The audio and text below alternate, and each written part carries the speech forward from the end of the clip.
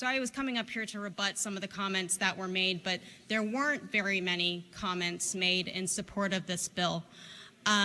What I did hear is that there is a false narrative peddled in our state.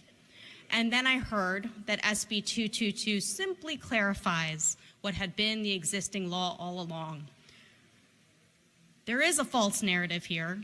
This bill does not simply clarify what has been the law all along. See Exhibit 3, see Exhibit 4, ask any county election official in 159 counties. Speak to the legislators that have discussed this bill in earnest for the last 2 years. This is not a existing policy that we are clarifying. This is a change in policy.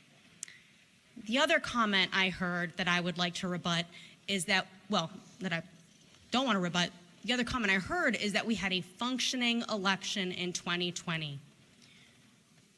So why would we want to change it? Why would we want to take away the resources that the county used in order to have a functioning election in 2020? Because that is what we are doing with this bill. So again, I ask you colleagues, don't let partisanship get in the way of fair policy making.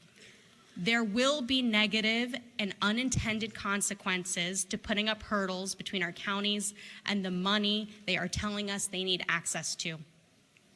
We should be very skeptical of any election bill that is pushed through over the opposition of our election administrators, that isn't transparent about its origins and purpose, and that puts partisanship over sound, thoughtful policy. We degrade the public trust by playing these games. We insult our public servants by playing these games, and ultimately, we harm our communities by playing these games. And look, maybe I'm not going to convince any of my colleagues on the other side of the aisle to join us in this vote.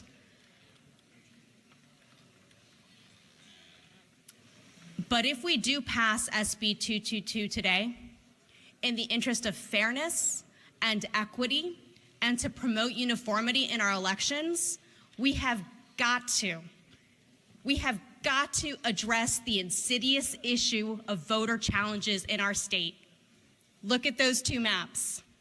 We cannot say no to selective funding, but say yes to selective additional costs. So I will be looking for partners in that endeavor, and I welcome anyone who believes in sound policy over partisan gamesmanship to vote to join me. Please oppose SB 222. Thank you, Mr. Speaker. I yield the well.